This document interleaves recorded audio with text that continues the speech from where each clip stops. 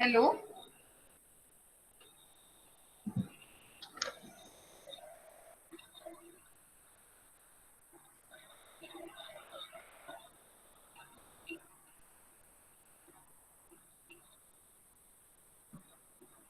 ओम शांति। अमिता मैं शुरू करूं? रिकॉर्डिंग कर रहे हैं आप? हाँ शुरू करो, रिकॉर्डिंग शुरू हो गया है। Okay okay, thank you. तो फ्रेंड्स, आज भी हम OPN 301 overcoming stress and anger इस चैप्टर को, इस लेसन को लेने वाले। उसमें से यूनिट 2 है जो कल इनकम्प्लीट था। तो कल के लेसन में हमने देखा था कि ये जो स्ट्रेस है या एंगर है, रादर एंगर स्ट्रेस दोनों इंटर रिलेटेड है। Expression of stress comes out to be anger. तो इसके हमने कल प्रिवेंटिव और क्यूरेटिव मेजर्स से शुरुआत की थी कि पहले सबसे अच्छी बात ये होती है कि हम प्रिवेंट ही करें। जितना हम प्रिवेंट करेंगे उतना अच्छा है। अगर बाई चांस हो भी जाता है गुस्सा हमसे, हम क्रोध व्यक्त भी करते हैं शब्दों में, हमारे व्यवहार से, तो उसके वजह से जो हमारे शरीर पर होने वाले दुष्परिणाम है, उन दुष्परिणामों से हमको किस तरह से खुद को सेव करना है, ये भी हमको कल के लेसन में हमने देखा। थोड़ा बहुत तो देखा, हम थोड़ा आगे जो है उसको भी देखेंगे। कल 2.4 तक हम आए थे। कल सभी कल थे जो मुझे रिपीट करने की जरूरत है, या फिर हम आगे ही ले सीधा? हाँ जी दी, आगे से शुरू कीजिए। जी, आगे से शुरू करते हैं। तो कल हमने जहां स्टॉप किया था वहां पर मैंने आपको क्यूरेटिव मेजर्स में बताया था। लास्ट वन जो है वो है प्रैक्टिस रिलैक्सेशन टेक्निक्स। तो रिलैक्सेशन टेक्निक्स को प्रैक्टिस करना जरूरी है। और ये हम मोस्ट ऑफ द टाइम्स, कई बार ये बाकी की जो चीजें हैं जो कल हम लोगों ने डिस्कस की थी वो हम कामयाब नहीं हो पाते हैं मोस्ट ऑफ द टाइम। लेकिन रिलैक्सेशन हमने देखा है कि एंगर को या स्ट्रेस को, दोनों को भी रादर कवर करने में या क्योर करने में, क्योर तो पूरा ऐसे नहीं कह सकते, बट उसको कम से कम प्रिवेंट करने में बहुत ज्यादा इफेक्टिव रहता है, जिसको रिलैक्सेशन टेक्निक्स में इस्तेमाल करते हैं, जहां पर हम उस व्यक्ति की थिंकिंग पैटर्न को रीमॉडल करते हैं, जिसको हम रीमॉडलिंग टेक्निक्स कहते हैं। और उसी में ये रिलैक्सेशन टेक्निक्स आ जाती है। तो उस समय मैंने आपको ये बात बताई थी कि अगर आपको किसी चीज को एक्सप्रेस करना है, किसी को अपना गुस्सा एक्सप्रेस करना है, तो वो एक्सप्रेशन किसी भी हाल में, अंडर एनी सर्कमस्टेंस, कभी भी ऐसा ना हो जिससे कि सामने वाले व्यक्ति का अपमान हो, उसका इंसल्ट, उसको इंसल्ट फील हो, या उसे लगे कि भाई ये लोग तो मुझे पूरा ही एकदम मेरी तो कोई औकात ही रखी नहीं इन लोगों ने, ऐसे कोई उसको फीलिंग नहीं आनी चाहिए। तो ये बात हमको ध्यान में रखनी है। और उसके लिए there are some healthy ways to express your anger and resolve the problems. और ये आपको आपके बुक में दिखाई देगा। तो उन्होंने लिखा है कि देयर इज ऑलवेज, जो कल हम लोगों ने थोड़ा डिस्कस किया था उसी चीज को उन्होंने फिर थोड़ा सा और इलाबरेट करके दिया है। तो कहते हैं कि थिंक बिफोर यू स्पीक, वो भी कल हमने डिस्कस किया कि कोई ऐसे अपशब्द हमारे मुंह से ना निकले, अपमानास्पद कोई शब्द हमारे मुंह से ना निकले जिसकी वजह से उस व्यक्ति का और हर्ट क्रिएट हो जाए, ये वो और फीलिंग में आ जाए, वो और किसी तरह से हर्ट होकर और एग्री हो जाए। तो ये इन बातों पर हमको पूरा पूरा ध्यान रखना है दैट अंडर एनी सर्कमस्टेंस हमको भी रिग्रेशन नहीं होना चाहिए कि भाई हमने रिग्रेट नहीं करे कि मुझे नहीं बोलना चाहिए था, लेकिन मैंने उसको ऐसे बोल दिया, ये गलत मैंने किया। तो ये बात हमको ध्यान में रखनी है। दूसरी बात हमने कल डिस्कस जो की वो ये थी कि वंस यू आर काम एक्सप्रेस योर एंगर। कई बार गुस्से में हमारे मुंह से शब्द अपशब्द निकल जाते हैं, इसलिए हमको जब भी बोलना है तो बोलते समय, बोलने का समय जो है वो ऐसा होना चाहिए कि जब हम काम है उसी गुस्से के सिचुएशन में, जहाँ पर वो भी गुस्से में है, हम भी गुस्से में हैं, ऐसे समय में अगर हम कोई शब्द बोलने जाते हैं तो कई बार ऐसा हो जाता है कि बस हमारा गुस्सा बढ़ता है, हमारी वजह से उसका गुस्सा बढ़ता है, और ये आगे लेन देन जो चलता है उस लेन देन के वजह से रिलेशनशिप में दरार आ जाती है। इसलिए हमको वो बात भी ध्यान में रखनी है कि once you are calm then only you should express your anger. Then it is that you get some exercises. जैसे कल मैंने आपको बोला कि बहुत ज्यादा गुस्सा आता है, या तो आप अपनी पीठ दिखा दो, वहां से निकल जाओ, कहीं जाके आप थोड़ा सा चल फिर के आ जाओ, थोड़ा घूमो, उस वातावरण से बाहर निकल जाओ। तो exercise means not literally exercise, you don't have to take a dumbbell and start doing exercises, no, you can have a little stroll, थोड़ा सा आप चल के आ सकते हैं। अगर और कुछ भी नहीं तो आप डीप ब्रीदिंग की एक्सरसाइजेस कर सकते हैं, जहां पर आप एकदम शांति से शांत हो जाएंगे, उस गुस्से, उस चीज को, उस सिचुएशन को फिर से एनालाइज करके फिर शायद आप उनको वो बात बताएं कि भाई ये ऐसे था, इसलिए वो उसके पहले वाला शब्द आ रहा है कि once you are calm then you express your anger. So get some exercises if at all you are very angry and you don't want to express anything at this point of time. Then take a time out. Take a time out मतलब वहां पर हम क्या कर सकते हैं, जैसे कि हम देखो टाइम आउट्स बच्चों के लिए ही होता है ऐसे नहीं, हमको अपने लिए भी थोड़ा सा टाइम निकालना जरूरी होता है। क्योंकि क्या हो जाता है कि कई बार हम अपने ही स्ट्रेसफुल रूटीन के वजह से छोटी छोटी बातों में गुस्से हो जाते हैं। तो खुद के लिए थोड़ा सा समय निकालना, खुद के लिए थोड़ा सा रिलैक्सेशन रखना, थोड़ा पॉजिटिव थिंकिंग रखना, थोड़ा म्यूजिक सुनना, या कुछ ऐसी चीजें करना जिससे कि हमारा दिन का जो भी थकावट है, चाहे वो शारीरिक हो या मानसिक हो, वो थकावट कम हो सकती है। इसलिए हमको थोड़ा समय अपने लिए निकालना चाहिए, जिससे कि हमारा माइंड फिर से वो कल वाला शब्द, हमारा माइंड पीसफुल स्टेज में रहे। और once your mind is in a peaceful stage, you are able to handle any kind of situation that comes out. फिर वो एंगर वाली सिचुएशन भी होगी, तो अगर दिमाग ठंडा होगा तो उस चीज को हम हैंडल कर सकते हैं। इसलिए कुछ समय अपने लिए आपको निकालना है। जैसे हम कहते हैं ना कि बच्चों के लिए कुछ समय निकालना पड़ता है, परिवार के लिए निकालना पड़ता है, तो स्वयं के लिए भी निकालना बहुत जरूरी है, जहां पर आप म्यूजिक, रीडिंग, एक्सरसाइज, कहीं घूमना, कुछ भी आप उसको ले सकते हैं। दूसरी बात है कि आइडेंटिफाई द पॉसिबल सॉल्यूशंस। कई बार हम लोग सिर्फ प्रॉब्लम्स पर ही झगड़ा शुरू कर देते हैं and nobody knows what is the solution to the problem. तो दोनों भी अगर एक ही बात पर गुस्से हो रहे हैं, बात कर रहे हैं, विवाद चल रहा है, तो सॉल्यूशन कौन देगा? तो जरूरी है कि हम कोई सॉल्यूशन ढूंढे। इससे क्या होगा कि सामने वाला गुस्सा है किसी प्रॉब्लम सिचुएशन को लेके, लेकिन अगर आप उसको सॉल्यूशन वाइज अगर आंसर देंगे तो हो सकता है कि वो भी, उसका गुस्सा भी कम हो जाए। अगर नहीं भी होता है तो चाहे शायद आपने दिए हुए सॉल्यूशन पर वो जब काम हो जाएगा तब वो उस बात पर सोचेगा, ठंडे दिमाग से वो सोचेगा कि हाँ भाई इसको अडॉप्ट करने में हर्ज ही क्या है करके। तो ये चीज हो सकती है। तो इसके लिए हमको आइडेंटिफाई करना है कि क्या पॉसिबल सॉल्यूशंस हैं। हम लोग कई बार बोलते मैडम हैं ना कि हेलो मैडम जी, ये ओम शांति ओम शांति, बोलिए। मॅडम एक घटक घटक कोणते ते सांगा ना जरा, एकदा मी तर विसरलो, लक्षात नाही येत. हा घटक, मी ना अजूनही 2.4 वरच आहे, 2.4। 2.4 ना, एक मिनिट हा, हा एक मिनिट थांबा जरा. हा हा हा 2.4 ला 2.4 खाली आले मी, जिथे मी काल एक साधारण 7-8 गोष्टी सांगितल्यात, हा त्यांनाच नंतर त्यांनी पुन्हा 10 वेगवेगळ्या ह्याच्यामध्ये दिलेले आहेत बघा। त्यातला मी आता तुमच्याशी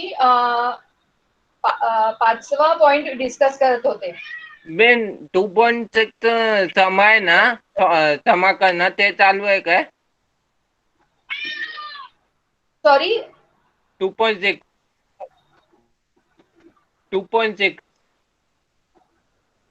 2.6 नाही, हा मी 2.4 बोलतेय। हा बोल, कारण बोल इथे नाही भेटत आहे म्हणून विचार. अच्छा, मराठी पुस्तकात नाहीये का? नाही, इथे 2.6 डायरेक्ट समय आहे, नंतर 2. हे आहे ना, थांबा एक मिनिट हा. 2.4 मराठी पुस्तकात नाहीये, कारण ते प्रिंट 2.1 झालेलं आहे. नंतर 2.6 नंतर म्हणून विचारलं.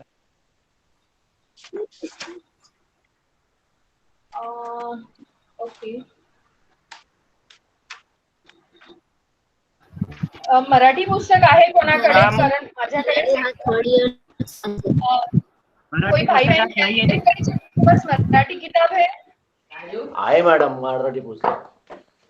मराठी पुस्तकात नाहीये. 2.2 नाही, 2.3 नाही, 2.4 नाही, 2.5 सुद्धा नाही, 2.6 आहे एकदम.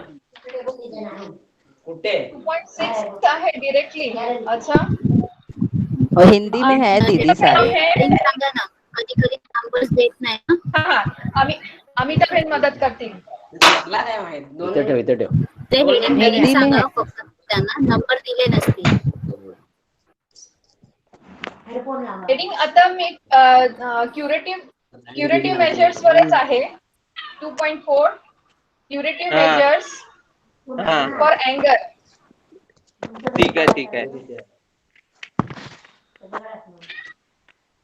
आप अपनी किताब में चेक कर सकते हैं बाद में, या नहीं. फिर अभी हाँ जी बोलिए. ठीक आहे, चालेल. तुम्ही बोला, मी ऐकतोय. ओके, ठीक आहे. मी Thank माझं you. प्रेझेंटेशन थोड्या वेळात देते ठीक अमिता आहे. बहनकडे, त्यानंतर अपलोड करते. ठीक आहे, तर थँक्यू. या वेलकम. तुम्ही आता शेअर करू शकता. ओके,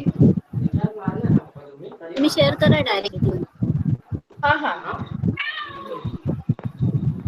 तुला आज आला तू थांब गे कधी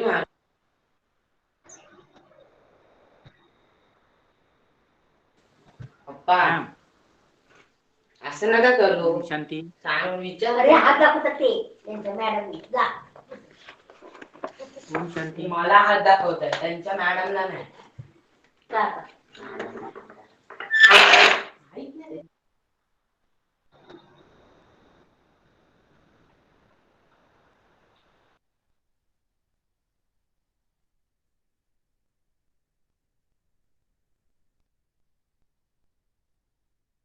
ओम शांती.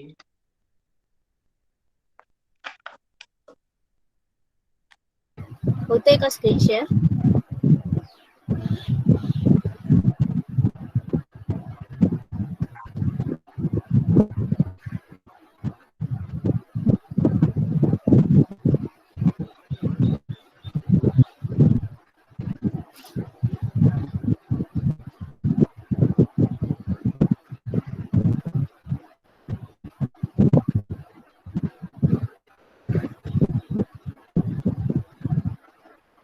प्रेझेंट नाव असेल ना तिथे शेअर नाही होत.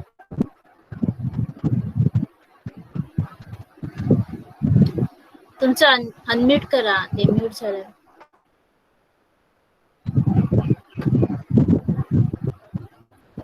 Madhavi Ben unmute.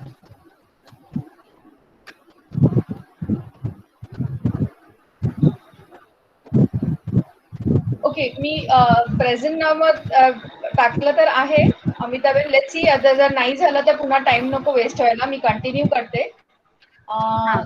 सो अपन 5th point, we were on 5th point. 5वें पॉइंट पर थे जहाँ पर हमने ये देखा कि हमको जो सॉल्यूशन है प्रॉब्लम की उसको आइडेंटिफाई करना है, और उस सॉल्यूशन को हमको इस्तेमाल करना है जब भी हम एंगर सिचुएशन में है किसी के साथ भी. तो जैसे मैंने कहा कि आप या तो शांति से बैठे. आप में से अगर कोई बीकेज हैं तो आज की जो मुरली चली है अव्यक्त, सुपर बोली. आपके कल की लेक्चर और आज के लेक्चर को, इसको आप टोटली अगर देखो, उस मुरली के साथ कंपेयर करो तो आपको समझ में आएंगे. ईश्वर के महावाक्य, जो भगवान ने महावाक्य बताए हैं, उन महावाक्यों में how to control yourself, to have an exact control over the self, ये बात बहुत अच्छी तरह से बताई है. We will not go on that point. आगे का 6 पॉइंट है कि stick to I statement. I statement, I माना मैं. अभी ये थोड़ा सा कॉन्ट्रोवर्शियल लगता है जब हम सुनते हैं कि भाई आई स्टेटमेंट माना हम अहम को पकड़ के चले क्या? नहीं. आई स्टेटमेंट क्यों यूज करना है कि जैसे कि हम लोग कहते हैं ना, बहुत रिस्पेक्टफुली और स्पेसिफिक यूज करना है. जैसे कि उन्होंने बहुत अच्छा एक एग्जांपल दिया है कि I am upset that you left the table without offering to help with the dishes, instead of saying that you never do any kind of work. जैसे घर का एक बहुत अच्छा उदाहरण उन्होंने बताया है.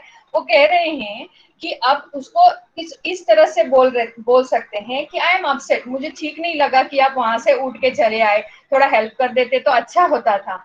लेकिन कई बार हमारा बोलने का टोन कुछ ऐसा हो जाता है कि आपको तो मुझे कोई हेल्प करना ही नहीं है, आप घर का कोई काम करोगे ही नहीं, आपको तो घर के किसी काम से लेना देना ही नहीं। तो इस तरह के जब हम दूसरे को सरकास्टिक स्टेटमेंट्स देते हैं, माना उनको चुभने वाले स्टेटमेंट कर देते हैं, फिर उससे एक से दूसरे का गुस्सा बढ़ जाता है और गुस्सा बढ़ते बढ़ते फिर रिलेशनशिप में खराबी आ जाती है। तो आई इस शब्द का इस्तेमाल इसलिए करा है कि ये बताना है कि मुझे थोड़ा सा अच्छा नहीं लगा, ठीक नहीं लगा, आप थोड़ा हेल्प कर देते तो कितना अच्छा होता। इस तरह से आपको एक्सप्रेस करना है। तो stick with I statements instead of criticising and placing blames. दूसरों को ब्लेम करने और उनको कुछ ना कुछ बोलने से तो अच्छा है कि हम आई स्टेटमेंट यूज करें तो अच्छा रहेगा। दूसरी सातवीं बात जो यहाँ पर बताइए, कल भी हमने डिस्कस की थी कि do not hold to grudges. जो पुरानी बातें होती है ना हमारे ऊपर, हम मतलब हर एक के साथ कोई ना कोई अनबन हो ही जाती है जीवन में, तो उस अनबन को पकड़े रहते हैं हम लोग, बहुत ज्यादा पकड़े रहते हैं। और उसकी वजह से क्या होता है, जितना हम उन बातों को सोचेंगे उतना हमारे अंदर नेगेटिव एनर्जी और पनपती जाएगी, और वो एनर्जी जो नेगेटिव है वो और कोई अच्छी चीज करने में हमको मदद करेगी ही नहीं। You will not be able to think positive at all. सकारात्मक विचार चिंतन करना पॉसिबल ही नहीं है, और जो आदमी सकारात्मक चिंतन कर नहीं सकता वो कैसे रिलैक्स रहेगा, वो कैसे मेडिटेट कर सकेगा, वो और किसी रिलेशन में पॉजिटिविटी कैसे ला सकेगा, क्योंकि लिए वो आदत बन चुकी होती है उसकी। इसके लिए जितना हो सकता है, जैसे कल बताया कि see to it that you immediately और से take little time and let the things go. Let go कीजिए, फॉरगिव कीजिए, फॉरगेट कीजिए, तो ही आगे बढ़ सकते हैं। क्योंकि होता ये है कि जिसके ऊपर हम गुस्से हैं, या जिसके साथ हमने क्रोध किया है, या जिसके साथ हमारी अनबन हुई है, वो व्यक्ति तो जीवन में आगे चला जाता है, हम उस चीज को पकड़ के वहीं बैठे रहते हैं। We are stagnant. हम जैसे वहां खड़े हैं और जैसे उस विचारों के दलदल में नीचे जैसे फंसते जा रहे हैं, ऊपर आ ही नहीं पाते। ऊपर आना है तो उसको उन सारी जो जड़ें हैं जो हमको जकड़ के रखी हुई हैं उनको तोड़ना पड़ेगा, उन नकारात्मक विचारों को तोड़ना पड़ेगा, तो ही हम आगे जा सकते हैं। तो do not hold to any grudge. जिन्होंने कभी किसी कोई बात जो आपको अच्छी नहीं लगी है उनको पकड़े नहीं रहना है हमको। फिर उसके बाद में कल मैंने जैसे आपको बताया कि use some humour to release the tension.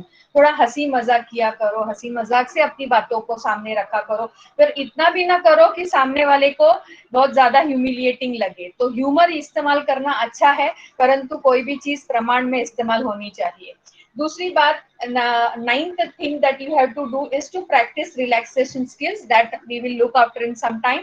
और the 10th one कल जो हमारे चार्ट में नहीं थी, वो है know when to seek help। हमको देखो, गुस्से को कंट्रोल करना है ना, एक बहुत बड़ा चैलेंज होता है। और इसमें हम लोग ये सोचते हैं कि किससे क्या मदद मांगनी है, किससे क्या बात करनी है। सब किसी से बात करने जाऊंगा ना तो वो मुझे इंसल्ट करेगा, वो मुझे कुछ ना कुछ तो बोलेगा, ये हम सोचते हैं। तो ऐसा सोचना भी हमारा गलत हो जाता है कई बार। हमको किसी से, जो हमसे बुजुर्ग हैं, जो हमसे बड़े हैं, या हमारे फ्रेंड्स हैं, हमारे टीचर्स हैं, हमारे काउंसलर्स हैं, हम उनके साथ जरूर अपनी जो परेशानी है उसको डील कर सकते हैं। हम उनसे बात कर सकते हैं कि मैडम, सर, दीदी, भैया, देखो ऐसे होता है, कोई मुझे कुछ बोलता है ना, मुझे बहुत बुरा लगता है, मुझे बहुत गुस्सा आता है। आप बात तो करो, अपनी हेल्प मांगनी आना चाहिए, आपको समझ में आना चाहिए कि कौन सा पॉइंट है, कहाँ पर हम अभी अटके हुए हैं, वहां से निकलना हमारे लिए बहुत जरूरी है। ये समझना बहुत जरूरी होता है। So you should know when to seek help for your own self, for your own self. क्योंकि ये सारा का सारा बुक जो है, ये सारा का सारा करिकुलम जो है, वो आपके खुद के लिए है। ये नहीं सोचना कि इसको पढ़ के कल को जाके मुझे किसी और को पढ़ाना है करके। सॉरी, 2010 वैल्यू एजुकेशन जब शुरू हुआ, मैं तब से फर्स्ट बैच फर्स्ट स्टूडेंट हूँ, एंड मैंने ये बहुत अच्छी तरह से जीवन में अडॉप्ट कर लिया है कि जो भी पढ़ा वो मेरे अपने लिए है, not to go and teach others. जो चीज मैं करती नहीं वो ज्यादा करके मैं डिस्कस करती नहीं, अगर मेरे से नहीं हो पा रहा है तो मैं नहीं आगे किसी को बोलूंगी। So take up these lessons as an lesson for your own self, और फिर हम दूसरों को चेंज करेंगे। जरूरत नहीं पड़ती, हमारे अंदर का चेंज उनके अंदर चेंज ऑटोमेटिकली लाता है। तो most important is you should know when to seek help from somebody. कभी नहीं सोचना कि हमारे सामने कोई है, उनसे जाके कैसे बात करें, वो हमको हर्ट करेंगे, ये करेंगे, वो करेंगे। आप मांग के तो देखो, हेल्प मांगने में कोई कम बात नहीं है, लेकिन लोग समझते हैं कि भाई उसमें भी बहुत ज्यादा ईगो आ जाती है ना हर एक की बीच बीच में, तो वो नहीं होना चाहिए। हमको बहुत अच्छी तरह से किसी को भी अप्रोच करना है। तो these are the healthy ways to express your anger and resolve the problem. ये आपके बुक में दिया है, लेकिन नॉट एज एन कैटेगरी, लेकिन एज ए पैरा दिया है, लेकिन मैं इसको कैटेगराइज कर रही हूँ। आई एम रियली सॉरी, मैं मेरा जो पीपीटी है वो आपके साथ तुरंत शेयर करती हूँ, आप लोग फिर उसको देख लेना और उस हिसाब से बुक को रीड करना बहुत इजी हो जाएगा। Now we come to the art of self control. Art of self control, गुस्से में कंट्रोल करो भाई, गुस्से को कंट्रोल करो ऐसा कहा जाता है, लेकिन गुस्से को कंट्रोल नहीं करना है, सेल्फ को कंट्रोल करना पड़ता है। सेल्फ कौन है? सेल्फ सोल है। और सोल को कंट्रोल करना माना सोल के अंदर आने वाले जो विचार है, मन में, माइंड में जो विचार आएंगे, जो थॉट्स आएंगे, इंटेलेक्ट जो आपको उसके ऊपर की जैसे तुलना करके बताएगा, बुद्धि, तो वहां पर कंट्रोल आना बहुत जरूरी है। इसलिए there is an art of self control. देखो ये बात बहुत ज्यादा पुरानी नहीं है, या कहो पुरानी है भी, पुराने लोगों में भी आता था ये, मे बी 2000 years ago और बिफोर दैट भी होता होगा शायद। शायद इसके लिए इन सभी बातों को हमारे वेदों में भी बताया गया है। और साथ ही साथ जो बाहर के माना आउट ऑफ इंडिया जो फॉरेन एक्सपर्ट्स हैं, उन्होंने भी इसके ऊपर बहुत सारी रिसर्च करी हुई है। तो आर्ट ऑफ सेल्फ कंट्रोल में एक्चुअली इन 1971 इट स्टार्टेड, जब साइकोलॉजी में एक नया ट्रेंड आया जिसको हम कहते हैं sit, SIT, that is stress inoculation training. Stress inoculation training. तो मिकनबॉम एंड गुड्समैन ये नाम होंगे आपके किताब में, ही तरी नावं आहेत का तुमच्या पुस्तकात? नाही मेन नाही आहे ते, हे वेगळं आहे, टोटली वेगळं आहे. अच्छा, मी BA च्या थर्ड इयर स्टुडंटशीच बोलतीये ना, कारण कालच्या सारखा गोंधळ नको. नाही नाही तेच आहे, नाही, हो फक्त हे मॅडम. जरा वेगळं आहे.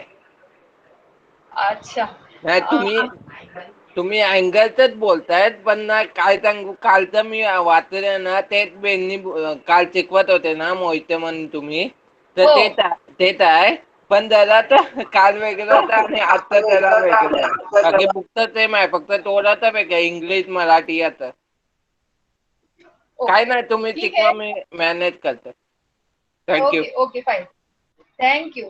तो SIT सिट मैकेनिज्म जो है, उस सिट मैकेनिज्म में हम क्या करते हैं, और ये खास करके जो रिसर्च किया गया था, गुड्समैन ने जब किया था 1971 में, मैकनबम एंड गुड्समैन ने, और उसके बाद में 75 में नोवोकोस ने भी किया था, सेम था, SIT ही था। तो वहां पर उन्होंने बहुत ज्यादा यंगस्टर्स का इस्तेमाल किया था, क्योंकि उन्होंने देखा कि वो एक फेज था जहां पर यंगस्टर, जो यंग ब्लड होता है ना, हम कहते हैं जो जवान लोग होते हैं, उनके खून बहुत उबलते रहता है।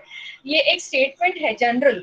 रीजन वो होता है कि उनके अंदर बहुत ज्यादा एनर्जी फिजिकली भी होती है, क्रिएटिव माइंड होता है, एंड उसको चैनलाइजेशन नहीं मिलता है, उनको एक तरह से दिशा जो मिलनी चाहिए वो नहीं मिलती है। उस वजह से कई बार इन लोगों में एंगर पनपता है।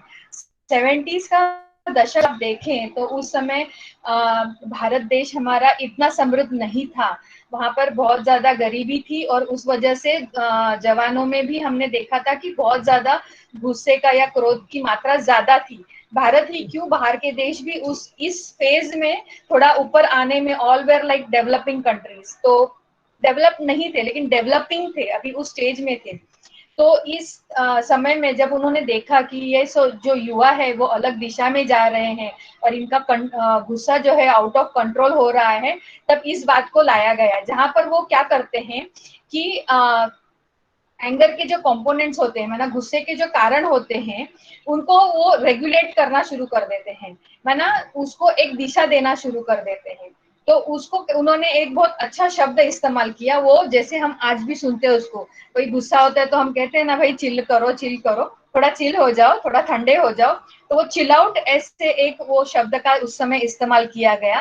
तो लोग तभी यंगस्टर्स को, जो जवान भाई बहने थे, उनको ऐसे बताते थे कि आप जो है थोड़ा चिल किया करो, थोड़ा शांत रहा करो। और उसको उन्होंने बाद में काम डाउन इन शब्दों में निमोनिक्स कहते हैं उसको, निमोनिक्स में डाल दिया। वो निमोनिक्स क्या है मैं अभी आपको बताती हूँ।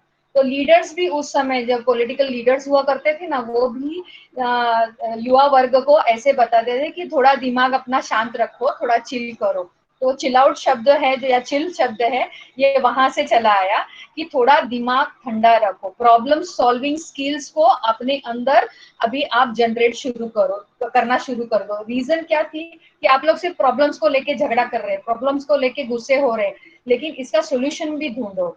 तो ये उनको मोटिवेशन दिया गया, रेगुलेट किया गया उनके एंगर को इन प्रॉब्लम सॉल्विंग स्किल्स में।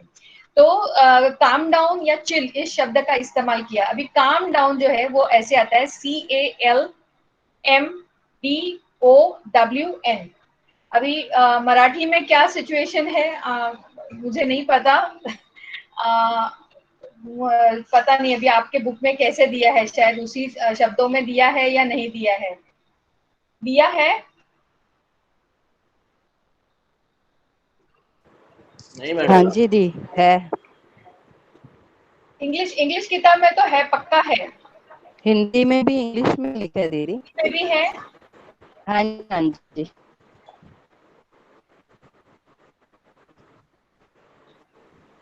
ओके, काम डाउन को उन्होंने जैसे उसको निमोनिक्स क्या होते हैं? Mnemonics are short forms. बहुत बड़ी चीज होती है ना, उसको हम लोग शॉर्ट फॉर्म में उसके पहले पहले शब्द को ले लेते हैं।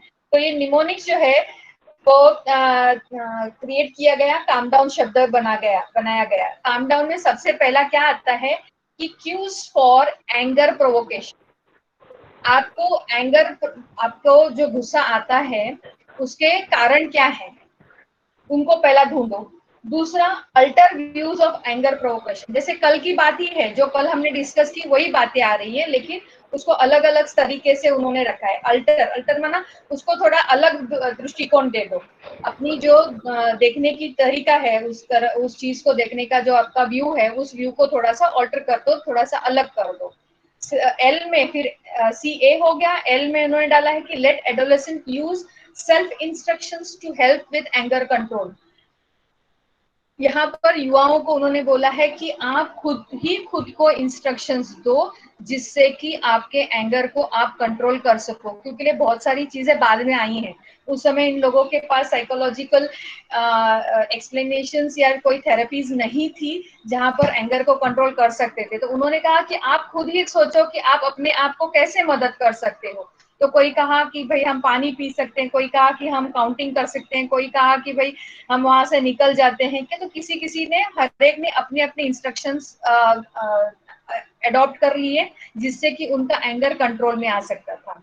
फिर थर्ड M में है कि moderate the physiological anger arousal by providing skills of relaxation. मतलब क्या है कि जब आपको गुस्सा आता है तो physiological changes are the changes that happens in your body. आपके शरीर में होने वाला जो परिवर्तन है गुस्से के वजह से, उसको आपको कम कराना है। कैसे कम कराओगे उस परिवर्तन को या उसके परिणाम को? By providing the skills of relaxation. खुद को थोड़ा रिलैक्स कराओ, जिससे कि आपके शरीर में जो क्रोध के वजह से परिणाम हुए हैं, दुष्परिणाम हुए हैं, वो कम हो जाएं। फिर D में उन्होंने बताया है कि direct adolescents to communicate anger verbally and non verbally by providing them training in assertiveness. लोगों को असर्टिवनेस सिखाया गया उस समय, युवाओं को असर्टिवनेस बताया गया। है ना, कई बार हम कहते हैं ना कि वर्बली मुंह से बोल बोल के गुस्सा अपना क्रोध व्यक्त करेंगे, और नॉन वर्बली मतलब या तो वो अंदर एज अ डिप्रेशन करके चला जाता है, या फिर नॉन वर्बली मतलब फिर वो एक्शन में आ जाता है ना, मारपीट करना, किसी को मारना, ये इन चीजों में आ जाता है। तो दोनों चीजें उस समय देखने में आ रही थी। तो उन्होंने क्या किया कि उन्होंने ये ट्रेनिंग दिलाई कि आप अपने एंगर को कम्युनिकेट कीजिए, बताइए, लोगों के सामने एक्सप्रेस कीजिए, लेकिन इन एन असर्टिव माना बहुत अच्छे तरीके से कि ये चीज ऐसे होनी चाहिए करके, लेकिन बहुत अच्छे शब्दों में उसको आप कम्युनिकेट करो सामने वाले के उस सामने व्यक्ति जो बैठा है उसके सामने। परंतु उसमें फिर से वही आगे वाली बात जो मैंने बताई कि उस व्यक्ति का जो रिस्पेक्ट है, सेल्फ रिस्पेक्ट है, वो हर्ट नहीं होना चाहिए। ये इस बात का ध्यान रखते हुए हमको असर्टिवनेस को अपने जीवन में लाना है, जिससे कि हम अपने एंगर को एक्सप्रेस करें। ओ में organise the manner in which anger related problems are solved by teaching problem solving skills. देखो कैसे लिखा है, organise the manner in which anger related problems, जिन चीजों से आपको गुस्सा आता है उन चीजों को हम कैसे सॉल्व कर सके, तो teach them problem solving skills. किसी को भी, या आपने कभी सुना है ऐसे कोई स्किल्स होते हैं प्रॉब्लम सॉल्विंग स्किल्स? आप खुद थोड़ा चेक करके देखना हमारे अंदर प्रॉब्लम सॉल्विंग स्किल्स हैं क्या। थोड़ा 2 मिनट के लिए, कोई सिचुएशन है जीवन में तो हम कैसे उसको हैंडल करते हैं, वेदर उस सिचुएशन से रिलेटेड इमीडिएट नेक्स्ट क्वेश्चन आ जाता है या उस क्वेश्चन से रिलेटेड आंसर आ जाता है। What is the next thing that comes in your mind? Answer आता है या क्वेश्चन आता है? हेलो फ्रेंड्स, सो गए? हेलो दीदी प्लीज फिर बताइए, वो थोड़ा म्यूट हो गया था। हाँ हाँ, क्वेश्चन फिर से पूछिए ना। क्योंकि सोने का टाइम है इसलिए सोना नहीं है किसी को भी। जी बताइए, क्या करते हैं अगर समझो कोई सिचुएशन है घर में। आंसर आता है मैडम, आंसर ले लो आपके आप जहाँ रह रहे हैं उस अपार्टमेंट में कोई आज की नई करंट चीज को लेते, कोई कोरोना पॉजिटिव हो गया है, तो आपको नेक्स्ट चीज जो बुद्धि में आती है वो क्वेश्चन आता है या आंसर आता है? आंसर आता है मैडम। हाँ जी, आंसर आता है। खुद को क्या आंसर आता है बताइए, थोड़ा आंसर आता है बताइए। खुद को कैसे बात को हम प्रोटेक्ट करना पॉजिटिवली है। एक्सेप्ट करते हैं। लेकिन वो इमीडिएट होता है या उससे पहले आपको ये आता है कि मेरे घर में किसी को हो ना जाए इसके लिए प्रोटेक्ट करना है? नहीं नहीं इमीडिएट होता है। कम ये शीतल बोल रहे हैं कुछ? जी जी हाँ जी, इमीडिएट बोलिए, हो क्या जाता है होता मैडम, नहीं इमीडिएटली क्या होता है। मेरे घर में होना चाहिए। एक्सेप्टेंस, पहली बात तो एक्सेप्टेंस, उस बात को हम लोग स्वीकारते हैं, हाँ एक्सेप्ट करते हैं, और अपने आजू बाजू में जिन जो डिस्टर्ब हुए हैं उनको पहले हम लोग हल्का करते हैं, मतलब उनको थोड़ा सा पॉजिटिवली समझाते हैं उस बात को एक्सेप्ट करने के लिए, ओके कि ग्रेट। वातावरण तो और उनसे ही बनता है ना। फिर उस वेरी बात गुड, में, और फिर उस बात के लिए जो सॉल्यूशन है हम लोग डिस्कस करते हैं, या लीडर बन के खुद अपना प्रमोटिव रोल अदा करते हैं, मना वेरी गुड, वेरी गुड। करते हैं। और कोई? यस, और कोई? शर्मा कोई है? आर शर्मा। हाँ जी, रजनी शर्मा। हाँ जी, दीदी उनको मेडिटेशन द्वारा अच्छी वाइब्रेशन, हाँ मेडिटेशन द्वारा आता है, सब नहीं आता है। यस, आपकी आवाज नहीं आ रही है। हेलो। ओके, एक अभी कौन बोल रहा है मुझे पहले? शिशिर भाई बोल रहे हैं? राणे? हाँ मैं ओमतंती बेन। हाँ, अच्छा शिशिर भाई पहले बताइए, फिर दूसरा बात करेंगे, फिर शशिकांत भाई बात करेंगे। उन्हें हम मेडिटेशन के द्वारा नए नए योग के प्रयोग देके उनका थोड़ा सा टेरेटी या प्रॉब्लम वो हील करने का प्रयत्न कर सकते हैं। Very good, very good, very Thank good. you. Shashikant भाई आप? हा, अडथळे सोडवण्यासाठी पहिल्यांदा जे आहे ते कोणी समोरचा चुकलं तर प्रश्न येतात, उत्तर येत नाही सुरुवातीला। ओके ठीक आहे, हरकत आहे। Very good to express yourself. खुद को आपने एनालाइज किया, तुम्ही स्वतःला अगदी प्रामाणिकपणाने बघितलं की मला पहिला प्रश्न येतो नंतर उत्तर येतं, ये बहुत जरूरी है। तो सेल्फ एनालाइज करते हैं ना, तो सेल्फ एनालिसिस में हम अगर कहीं से भी जो चीज आ रही है उसको एक्सेप्ट नहीं करेंगे तो वो अपने साथ ही जैसे कि क्या कहो, ये हो जाता है कि खुद को ही चीट कर रहा है ऐसे। तो ये अभी शशिकांत भाई ने कहा कि मुझे पहले प्रश्न आ जाता है।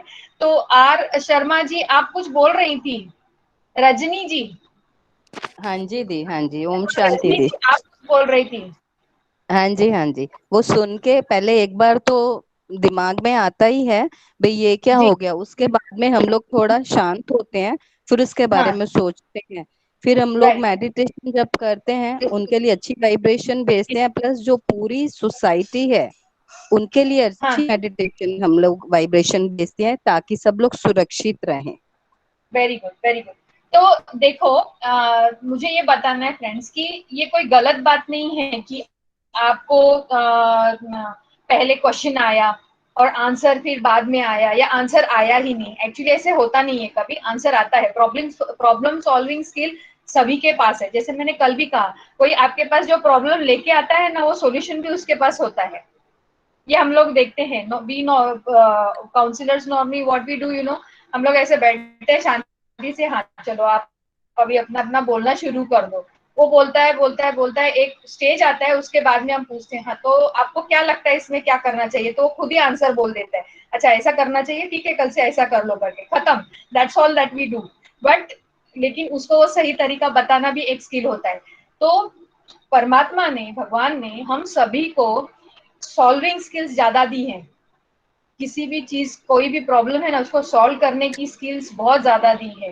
लेकिन हम अपने पॉजिटिव स्किल्स को, पॉजिटिव पावर्स को, डिवाइन वर्च्यूज को हम जानते नहीं, इसलिए हम लोग कई बार सिर्फ क्वेश्चन मार्क पकड़ के बैठ जाते हैं। आंसर सबके पास होता है, सभी के पास आंसर होता है, और वो आंसर्स को समझ ढूंढने के लिए अंदर जाना पड़ता है। We just have to stay काम।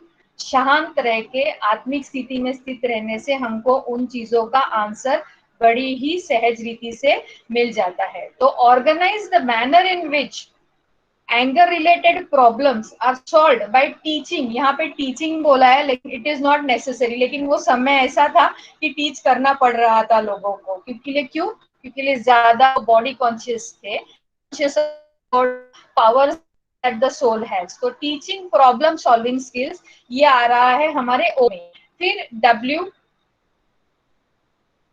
में है जो work through the proper timing sequence and conditions that will enhance the effectiveness of the learn। माना क्या, हमको इसमें रीमॉडलिंग होता है, लोगों को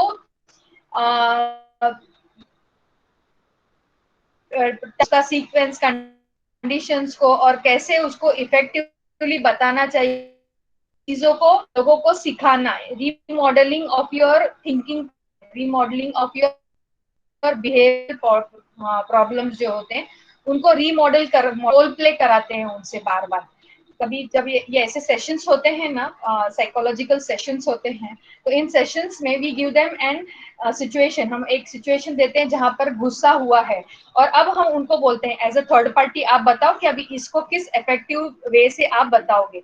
तो प्रॉपर टाइमिंग कौन सी होनी चाहिए, कौन सी कंडीशन में आपको बात करना चाहिए, कौन सी कंडीशन में आपको बात नहीं करना चाहिए। तो वो एक छोटा सा वर्कशॉप हो जाता है। तो वो वर्कशॉप क्रिएट करना पड़ता है, ट्रेनिंग वर्कशॉप होता है, जहाँ पर हम पब्लिक पर्सन के, जो भी पर्सन है, या उस समय जो ये यूज किया था वो खास यूथ के लिए था, कि यूथ को इफेक्टिवली उनके स्किल्स को हम एनहांस कर सके, और उनको प्रॉपर टाइमिंग, जैसे इस टाइमिंग में आपको बात करना है, इस कंडीशन में ही आपको बात करना है, नहीं तो आपको बात नहीं करनी, और अगर बात करनी है तो कौन से तरीके से करनी है। In that way it was to be told. फिर लास्ट जो है वो है एन में है negotiate a contract to use the skills learn. माना क्या करना है, प्रमोट करना है जनरलाइजेशन टू अदर सेटिंग, है ना। हमको निगोशिएट करके देखना है कि हम इस चीज को थोड़ा सा रुक सकते हैं, थोड़ा छोड़ सकते हैं, इससे हमको कुछ नुकसान सच में होने वाला है क्या। ये स्किल्स हमको, जैसे कल मैंने जो चीजें बताई वही बातें हैं इसमें, लेकिन हमको सीखनी है। इज इट रियली नेसेसरी, क्या ये मेरी प्रायोरिटी है, अभी गुस्सा करने से कुछ मिलने वाला है। तो हमको नेगोशिएशन अपने साथ ही करना है। अभी बात चुप बैठू तो चलेगा ना, नेक्स्ट टाइम देख लेती हूँ, इस मैटर को नेक्स्ट टाइम सॉल्व करूंगी, अभी छोड़ देते हैं करके। तो let's learn how to negotiate with our own self while you are dealing with any critical situations। तो ये काम डाउन में दिया है CALMDOWN करके। तो ये जैसे चिल, इस शब्द का इस्तेमाल क्यों किया गया, क्यों लोग ये शब्द बार बार इस्तेमाल करते हैं, उसका मतलब क्या है, ये यहाँ पर बताया गया है। फिर उसके बाद में उन्होंने गाइडलाइंस दी है how to overcome the anger. Yes चिलचा चिलचा मिनिंग पुन्हा एकदा सांगा ना बेन. चिल हा शब्द शॉर्ट फॉर्म मध्ये वापरला जातो. चिल म्हणजे शांत राहा, काम डाऊन म्हणजे एक शांत राहा जरा तुम्ही. त्याच्यामध्ये क्यू सी जो शब्द आहे हा वापरला है, वो यूज किया है कि एंगर क्यों आपको आता है उसके कारण ढूंढिए. नाही ते मगाचे ते कळालं, पण मगाचे तुम्ही सांगितलं ना त्या सायंटिस्टने ते वर्ड इन्व्हेंट केलं ते मगाच सांगा नाही. चिल हा शब्द होता आणि तो चिल शब्द जो आहे त्या चिल शब्दालाच त्यांनी लीडर्स त्यावेळेला काम डाऊन ह्या शब्दासाठी लीडर्स चिल आउट असा शब्द यूज करायचे. त्याचं काही बायफर्केशन नाहीये, पण काम डाऊन शब्दाचं बायफर्केशन आहे जे एक निमोनिक आहे ते तुम्हाला आता मी वाचून दाखवलेलं आहे. Thank you. Welcome. So next is 2.5 wherein we will be seeing guidelines to overcome anger. Guidelines to overcome anger में हमको देखना है कि सबसे पहला है that we have to manage our time. मैंने अभी थोड़ी देर पहले भी बोला कि कुछ समय हमको अपने लिए निकालना पड़ेगा. You have to schedule your commitments. क्या करना है, कब करना है, ये सब हमको शेड्यूल करना पड़ेगा. जिस व्यक्ति का रूटीन सेट नहीं होता है वो जल्दी अपसेट हो जाता है. तो you need to manage your time, particularly सारा जो दिन भर का दिनचर्या है उसको अच्छी तरह से हमको शेड्यूल करना आना चाहिए, क्योंकि वो जब नहीं होता है, कोई गलती हो जाती है घाई गड़बड़ में, फिर गुस्सा आना शुरू हो जाता है. इसलिए उसको ओवरकम, एंगर को ओवरकम करने के लिए सबसे पहले तो अपने से शुरुआत करो कि अपने टाइम को मैनेज करो, अपने रूटीन को अच्छी तरह से सेट करके रखो. दूसरी बात है कि make a healthy lifestyle your choice. लोग हेल्दी लाइफस्टाइल को सिर्फ एक्सरसाइज करना ये सोचते हैं, नहीं. हेल्दी लाइफस्टाइल में सबसे पहला जो आता है वो है खाना. सबसे पहले है खाना, दूसरा है आराम, तीसरा है आपका आराम होने के बाद में एक्सरसाइज, और चौथा है आपके मन का स्वास्थ्य माना meditation. This is called as an healthy lifestyle. तो you have to get plenty of rest. हमको आराम मिलना ही चाहिए. हमारी दिनचर्या कुछ इस तरह है कि हम सोते 1 बजे हैं, उठते फिर चाहे कभी 7, कभी 8, कभी 9, फिर देर होती है, फिर एकदम भागा दौड़ी शुरू हो जाती है.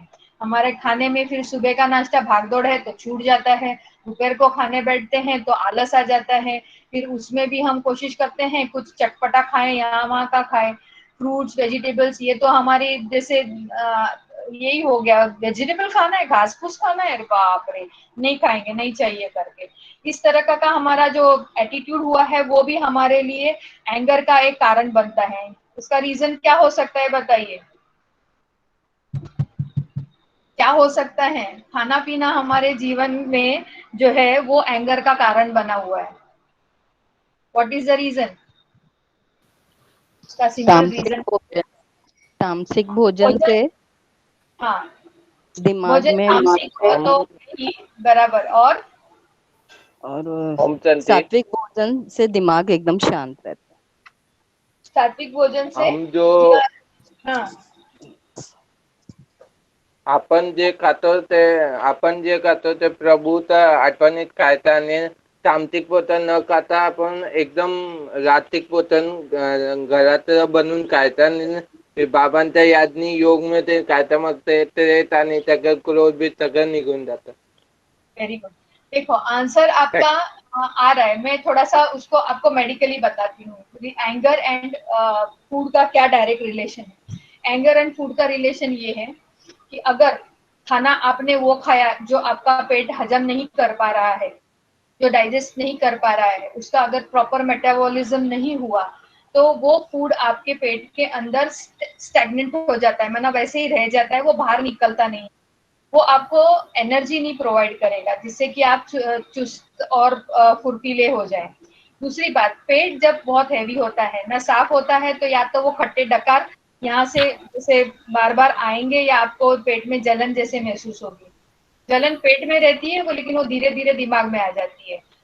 खट्टे डकार पेट में आते हैं लेकिन खटास फिर हमारे रिलेशंस में आ जाती है. पेट जैसे जितना हैवी हो रहता है उतने हमारे रिलेशंस भी हैवी रहते हैं. क्यों? क्योंकि पेट जो अपसेट रहता है वो आपको टॉक्सिक गैसेस को क्रिएट करता है। वो टॉक्सिक गैसेस आपके ब्रेन पर डायरेक्टली असर करती है, जिसके वजह से कुछ ऐसे हार्मोन्स क्रिएट होते हैं जिससे आपको छोटी छोटी बातों में गुस्सा आना शुरू हो जाता है। इसलिए आपका खाना बहुत ज्यादा सात्विक होना जरूरी है।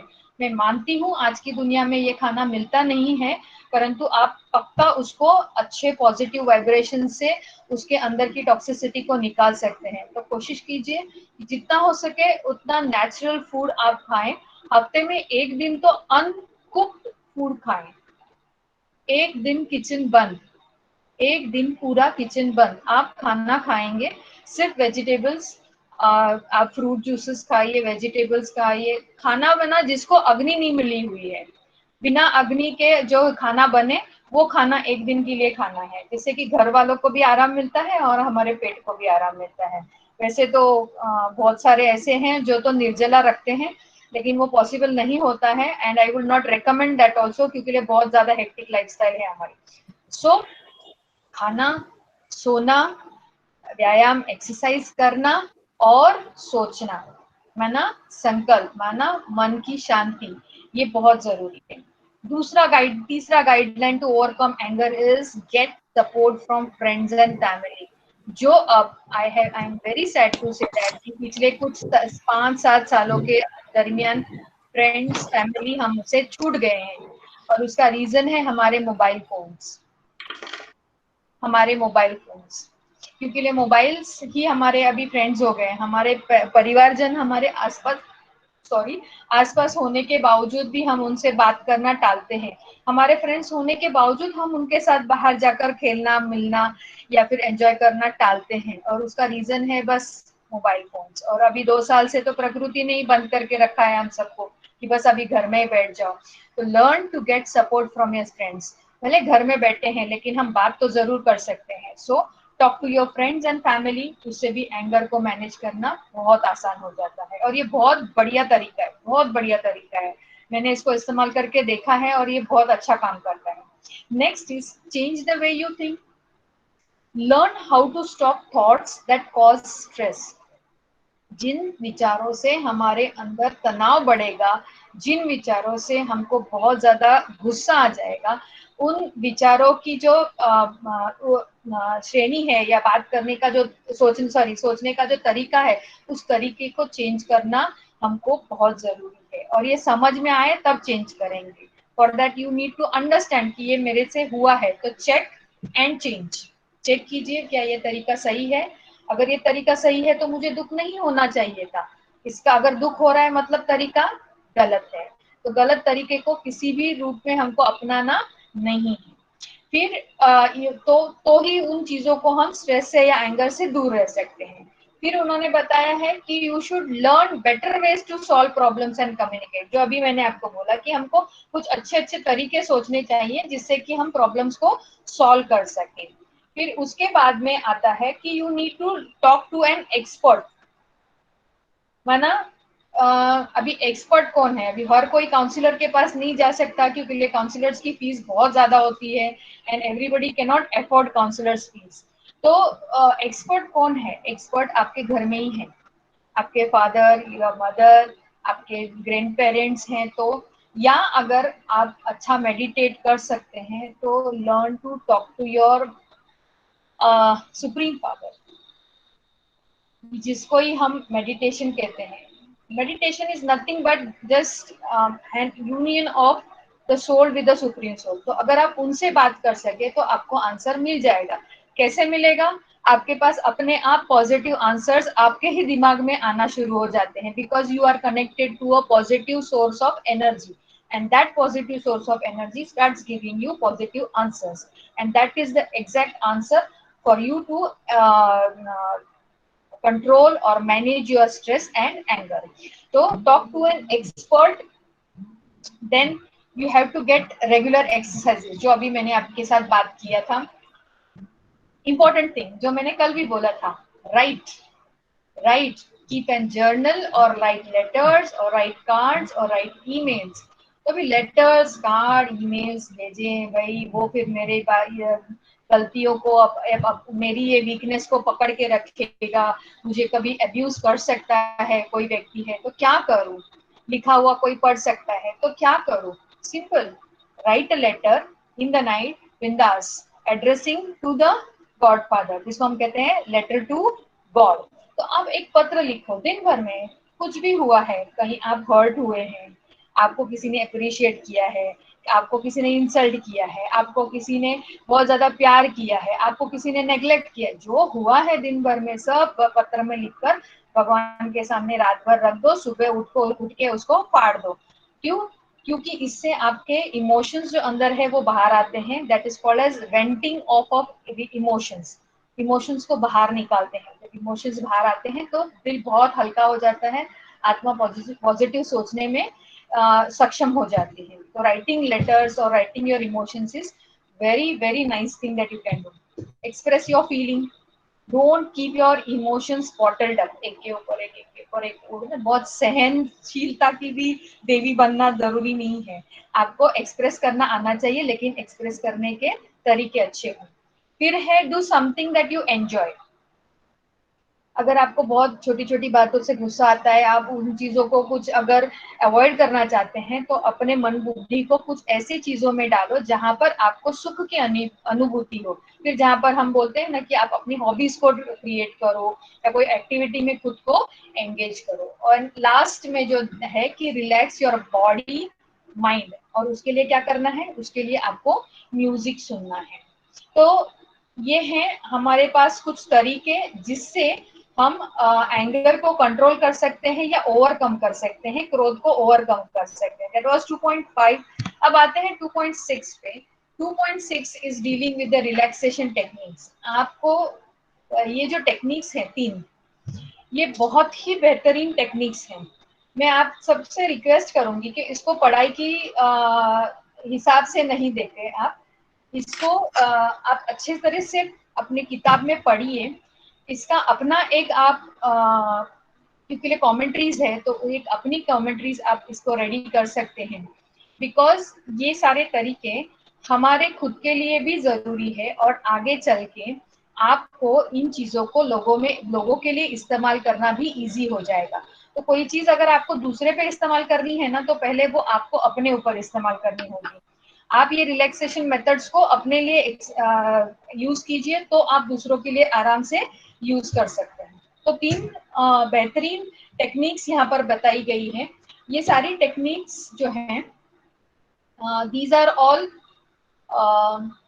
एक्चुअली रीमॉडलिंग करते हैं हम लोगों की सोच में। जब रीमॉडलिंग करने की कोशिश करते हैं, उनके गुस्से के, बिहेवियर के जो नेचर होती है उसको रीमॉडल करने जब जाते हैं, तो उन साइकोलॉजिकल थेरेपीज में इनका इस्तेमाल किया जाता है।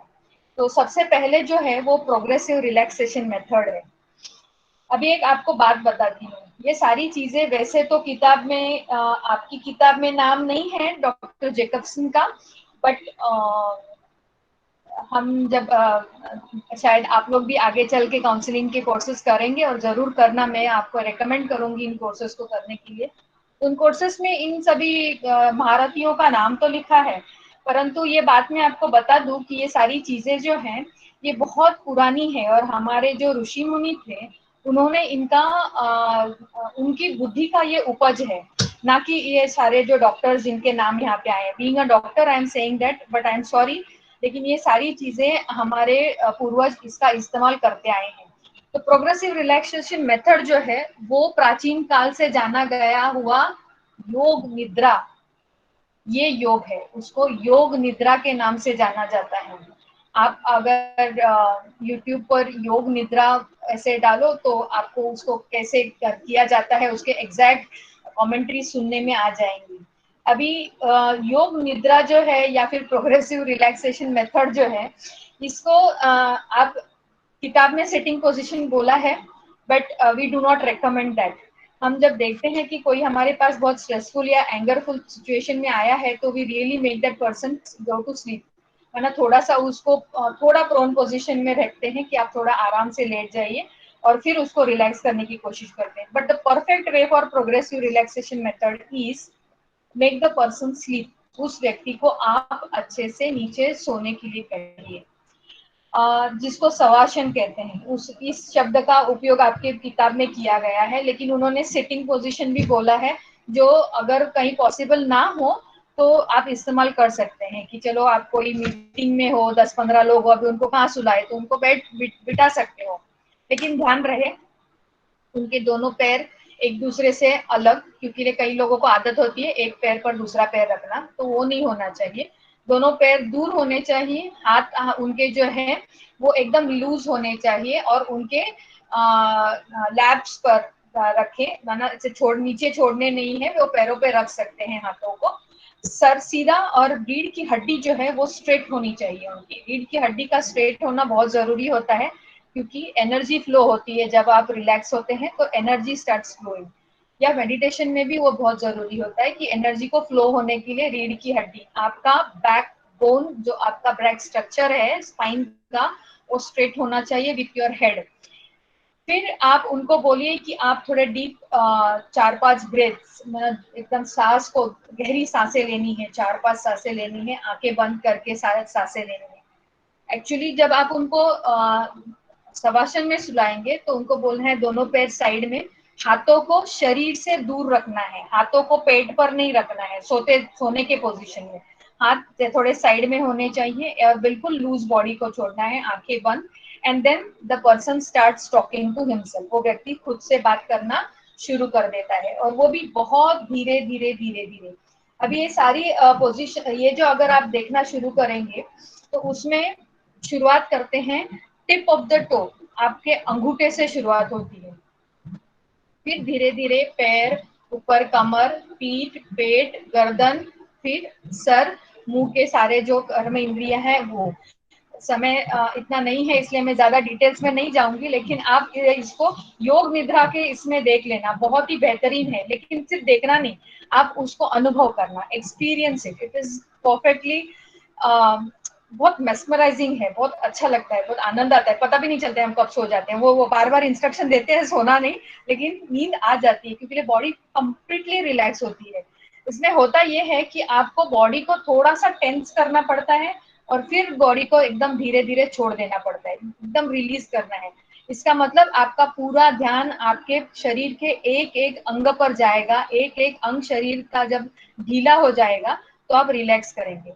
इसके पीछे की सबसे बड़ी साइकोलॉजी ये है कि आपकी बुद्धि, गुस्से का जो मैटर था, जो ट्रिगर था, वहां से निकलकर आपके शरीर पर कॉन्सेंट्रेट हो गई है, और उस चीज से दूर होने के वजह से वो बातें जो नेगेटिव फोर्स दे रही थी वो स्टॉप हो गई। आप ऑटो सजेशंस, खुद को सजेशंस दे रहे हैं, अच्छे सजेशंस दे रहे हैं, उसकी वजह से बॉडी में जो पहले गुस्से के, क्रोध के वजह से जो भी परिवर्तन हुआ था वो धीरे धीरे अब रिलैक्स हो रहा है। तो जैसे शरीर रिलैक्स होते जाएगा तो कहते हैं किताब में कि माइंड रिलैक्स हो जाएगा।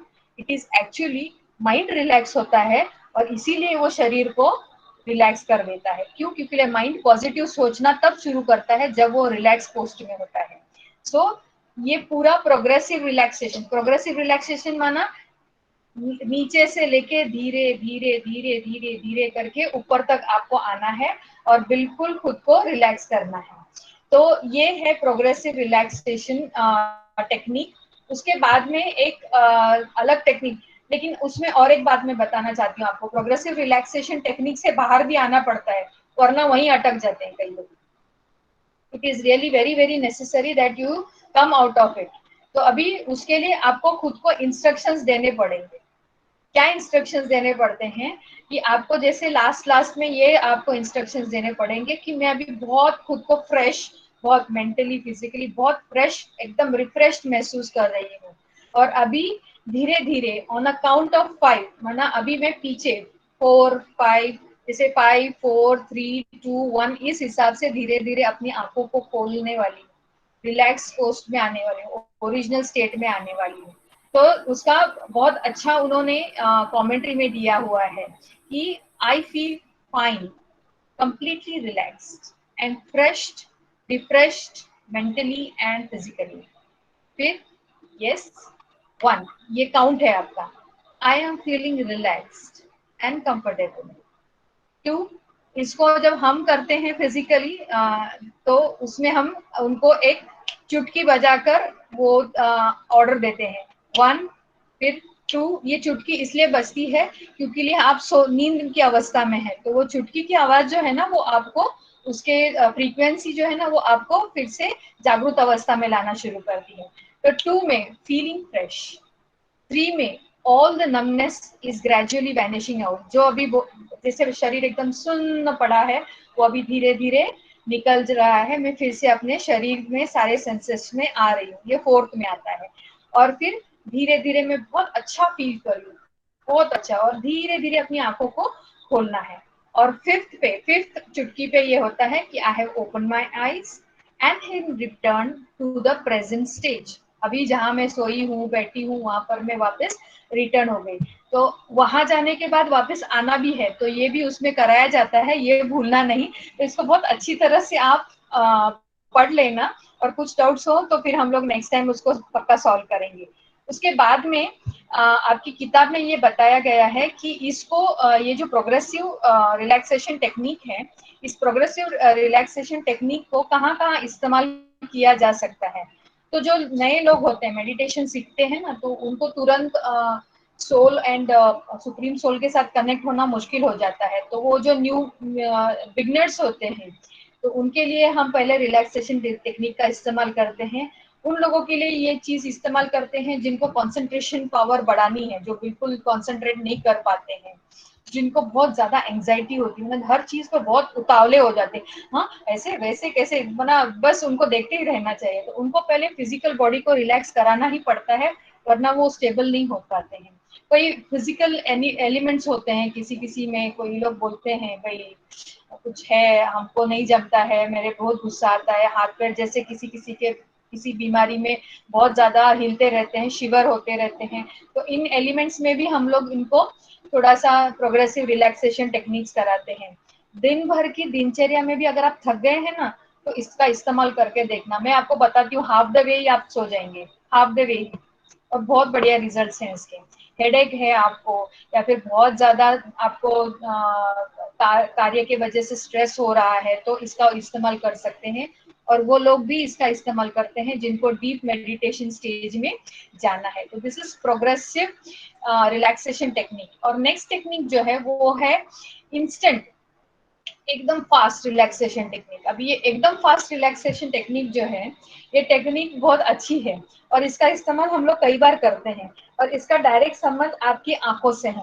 अभी इसमें क्या है कि कई बार आप बैठे हैं और आपको अभी 2-3 सेकंड में या 5-10 मिनट में ही आपको तुरंत एकदम रिफ्रेश होना है, तो आप क्या कर सकते हैं, आपको खुद को एक ऐसे सजेशन देना है कि मेरी जो आंखें हैं, ये जो आंखें होती है हमारी 2 आंखें, ये सबसे अच्छा काम करते हैं। इनको आप अगर 2-3 मिनट के लिए बंद करके रख सको। हेलो, आप सब जाग रहे हो ना? मैं बकबक बकबक कर रही हूँ कब से, लेकिन अभी चालू है, ओके सुन ग्रेट, रहे। सब सो जाएंगे। Thank you. नहीं नहीं। ओके, तो ये रिसर्चर्स ने जो इसको जो इसके साथ एक्सपेरिमेंट किया था, उसमें उन्होंने क्या कहा था कि आपकी जो अपर आईलिड होती है ना, ऊपर की जो आंख की ये होती है, क्या कहते हैं उसको, वेरी बैड इन हिंदी, नहीं आईलिड्स, भुवया नाही, हे म्हणजे डोळ्याच्या खालची ही पापणी ना है, दिस इज द लिड, ये जो ऊपर होता है ये लिड होता है, तो ये अपर आईलिड कहते हैं इसको। This is the lower and आप, मेरा कैमरा ऑन है आप देख सकते हैं ना, this is the upper eyelid and this is the lower one. तो ये अपर आईलिड है ना, उसको रिलैक्स करना बहुत जरूरी होता है, ये उसका की है। पलक, पलके कहा जाता है हिंदी में। जी सॉरी, पलके कहा जाता है। पलके, exact, thank you so much. So इनको आपको इस्तेमाल करना है इंस्टेंट रिलैक्सेशन मेथड में। तो उसमें क्या करते हैं, इस आईलिड्स को हमको ऐसे ट्रेन करना है या ऐसे उनको अनाउंस करना है, ऑटो सजेस्ट करना है कि आप अपनी आंखें बंद करेंगे फिर ओपन करेंगे, बंद करेंगे ओपन करेंगे, लेकिन क्लोजिंग एंड ओपनिंग का जो प्रोसेस है वो धीरे धीरे धीरे होना चाहिए। पहले थोड़ा फास्ट होगा चलेगा 1-2 टाइम में, थर्ड टाइम में वो एकदम बिल्कुल स्लो, इतना स्लो जैसे कि कोई स्लो मोशन वाली मूवी चल रही है, बिल्कुल स्लो, बिल्कुल स्लो। आंख को खोलने में तकरीबन 5 मिनट लगने चाहिए आपको। This is the instant technique. अभी इसमें क्या होता है, जब आंखें या पलकें आप बंद करते हैं, अपने अपर आईलिड को लोअर आईलिड पर लाते हैं, तो ऐसे लगना चाहिए कि दोनों चिपक गई है, ऊपर वाली और नीचे वाली, और ये अभी खुलने में बहुत समय ले रहा है। They are not able to come up also, बाहर निकल नहीं पा रहे, वो स्टिकिंग पॉइंट पर है। तो जब आप उसको इतना ऐसे प्रेस नहीं करना है, बिल्कुल रिलैक्स, बिल्कुल रिलैक्स। जब आपकी आंखें बंद होती है तो क्या होता है, उसकी साइकोलॉजी क्या है? उसकी साइकोलॉजी ये है कि सारे स्ट्रेसफुल इवेंट्स जो आपके सामने है ना, कि चाहे वो आपका लैपटॉप हो, आपका पीसी हो, या आपके सामने जो कुछ भी पड़ा हो, काम वगैरह पड़ा हो, उससे आपने जैसे नजरें फिरा ली है। तो बिल्कुल 5-10 मिनट के लिए भी आप इस्तेमाल कर सकते हैं, 2 मिनट के लिए भी आप कर सकते हैं। आंखें बंद करने हैं और उसको खोलना बहुत धीरे धीरे धीरे धीरे धीरे, जैसे आंख खोलने की इच्छा ही नहीं हो रही हो, बिल्कुल धीरे धीरे आप जब खोलेंगे तो देखेंगे उन 2-3 सेकेंड्स या मिनट्स में भी आप रिलैक्स हो जाते हैं। Why? Because negative power energy को स्टॉप कर दिया था, वर्चुअली हमने उसको स्टॉप कर दिया था। बहुत सारी चीजें वर्चुअली आती है ना हमारे पास पहले, है ना, आंखों से जल्दी हमारे अंदर घुस जाती हैं। तो आंखों के करेक्ट। आईलेट्स को, पलकों को बंद करने से हम उन चीजों से दूर हो जाते हैं जो हमको एंगर या स्ट्रेस दिलाते हैं, और फिर हमको रिलैक्स पोजीशन, रिलैक्स स्टेट का अनुभव होना शुरू हो जाता है। तो थोड़ा समय लगता है, लास्ट लास्ट में बहुत रिलैक्स हो जाते हैं लोग। कई लोग जो उसको बहुत ज्यादा समय करते हैं, वो लोग इसमें बहुत अच्छा आनंद महसूस करते हैं, जबकि हम राजयोग में आंखों को बंद करने नहीं देते हैं। But in psychology we use this as an instant relaxation method. कई बार कोई बहुत ज्यादा गुस्सा या इमोशनल होता है ना, तो हम कहते हैं चलो आंखें बंद कर लो बस। क्यों बोलते हैं उनको आंखें बंद कर लो? क्योंकि हम उनको उस सिचुएशन से कट करते हैं, या हमको उनको उस सिचुएशन से कट करना है। तो ये होता है इंस्टेंट में। अभी ये इंस्टेंट जो है ना, ये इंस्टेंट हम यूज करते हैं जब हमको फ्लैशिंग लोगोज देना होता है। माना ये वो टेक्निक है। सबसे पहले तो मैंने आपको बताई कि डिसलोकेशन टेक्निक है, सॉरी डिसोसिएशन टेक्निक है। माना उस व्यक्ति को उस परिस्थिति से हमको डिसोसिएट करना है, दूर करना है। दूसरा फ्लैशिंग लोगोज में हम इस्तेमाल करते हैं। फ्लैशिंग लोगोज माना लोगों की विचार करने की जो क्षमता है, या जो एटीट्यूड है, या जो तरीका है, उसको अंडरस्टैंड करने में होता है। हम कई लोगोस देते हैं, हमारे ये लोगोस है ना ब्लैक एंड व्हाइट होते हैं, जो साइकोलॉजी में यूज करते हैं। कलर ब्लैक होता है और व्हाइट होता है, और हम उसको देख बोलते हैं कि अभी आंखें बंद करो और आप उस लोगों को देखो, आंखें बंद करो, लोगों को देखो, आंखें बंद करो। फिर उसके बाद में पूछते हैं कि इसको आप अभी हमको इंटरप्रेट करके, या इसको आप हमें एक्सप्लेन कीजिए कि ये क्या है। तो जब वो देखता है, आंखें बंद करता है, तो वो सोचना शुरू कर देता है। अगर उसने सबसे ज्यादा हमको व्हाइट जो पार्ट था उसके बारे में एक्सप्लेनेशन दिया, तो हम उसका एनालिसिस करते हैं। ब्लैक के बारे में दिया तो उसका एनालिसिस करते हैं कि किस तरीके से यह व्यक्ति सोचता है या ये व्यक्ति बिहेव करता है। तो फ्लैशिंग लोगोज के लिए हम इसका इस्तेमाल करते हैं, और साथ ही साथ ऑटो सजेशन की जो ट्रेनिंग होती है उसमें भी इसका इस्तेमाल किया जाता है। ये चीजें भी आपकी किताब में है, आपको उसको भी देखना है। और फिर थर्ड जो है वो है रेस्ट्रिक्टेड। फर्स्ट है प्रोग्रेसिव, माना जो चलते रहेगा, आपके पैरों के अंगूठे से लेकर ऊपर तक धीरे धीरे सब रिलैक्स करने में चलते रहेगा। दूसरा था इंस्टेंट, जिसमें आंखें बंद करनी है। तीसरा है रेस्ट्रिक्टेड, माना बस उसको ऐसे थोड़ा थमा के रखा हुआ है, कोई चीज उसके आगे नहीं देखे करके। तो इसमें ज्यादा म्यूजिक का इस्तेमाल किया जाता है। रेस्ट्रिक्टेड अवेयरनेस होता है ना, मतलब आप अवेयर हो, आसपास क्या चल रहा है इसके बारे में आपको पूरी जानकारी होनी चाहिए। तो वो जो है उसमें म्यूजिक का सबसे ज्यादा इस्तेमाल किया जाता है, और ये मास मेडिटेशन में यूज होता है। ये जो प्रैक्टिस है रेस्ट्रिक्टेड वाली, ये मास मेडिटेशन में यूज होती है। तो इसमें हम क्या करते हैं, वैसे ही सेम अपनी आंखें बंद कीजिए, सीधा बैठिए, दोनों पैर साइड में रखिए। अब आप धीरे धीरे अपने हार्ट बीट्स को, सबसे पहले तो उनको अपने सांसों को सुनने के लिए कहते हैं। Can you here your self breathing in and out? आप सुन सकते हैं, अपनी सांसें सुन सकते हैं? क्या हम सुन सकते हैं? हाँ। सुन सकते हैं ना। तो वो सुनने के ओके। लिए ना दिमाग ठंडा होना और शांत होना जरूरी होता है। हाँ। हाँ, तो एक्चुअली ये सारी चीजें तो बाहर बाहर ही दिखाई देती ना, लोगों को समझ में नहीं आता ये लोग क्लॉक को सुनने को क्यों बोल रहे हैं, ये लोग फैन की आवाज क्यों बोल रहे हैं, चिड़िया की आवाज क्यों बोल रहे हैं, क्योंकि लिए वो सुनने के लिए अंदर की आवाज को शांत करना पड़ता है। और अंदर कौन आवाज करता है? कई बार तो दिल की माइंड, धड़कन भी सुनाई देती है। जी, मन कई बार मन तो दिल की धड़कन भी सुनाई देती है शांत होने पे। की धड़कन भी सुनाई देती है। आपको बताऊं मैं, आपके पल्स जो होती है ना, हाँ नब्स, ये हाँ नब्स भी आपको सुनाई देगी। हाँ, सुनाई देती है। लेकिन आंखें जब खुलते हैं ना, आवाज कौन करता की आवाज है? सुनाई देती है। अंदर आवाज कौन करता है वो बताइए। आत्मा। मन मन अंदर आवाज चलती है, नेगेटिव विचारों की आवाज चलती है। और पॉजिटिव विचार तभी आते हैं जब हम शांत होते हैं। जब बहुत ज्यादा विचारों का अंदर से बोलते हैं ना, पूरा क्योटिक कंडीशन रहता है, अंदर बहुत ज्यादा आवाज रहती है, तो हम कुछ नहीं कर पाते हैं। तो रिलैक्सेशन टेक्निक का बेसिक एम यही होता है कि अंदर की सारे नेगेटिव विचारों को हम स्टॉप कर सकें और उस व्यक्ति को पॉजिटिव विचारों की ओर लेकर जा सके, जिससे कि पॉजिटिव एनर्जी शरीर में फ्लो होगी और उस पॉजिटिव एनर्जी से वो व्यक्ति फिजिकली मेंटली रिफ्रेश्ड हो जाएगा। ये उसका इंटेंशन होता है।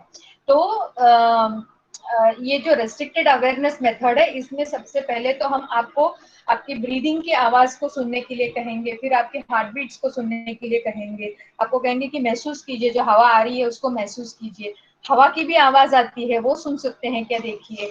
फिर धीरे धीरे उनको एक एक चीज की आवाज, फिर बाद में कहते हैं साइलेंस की आवाज को सुनो।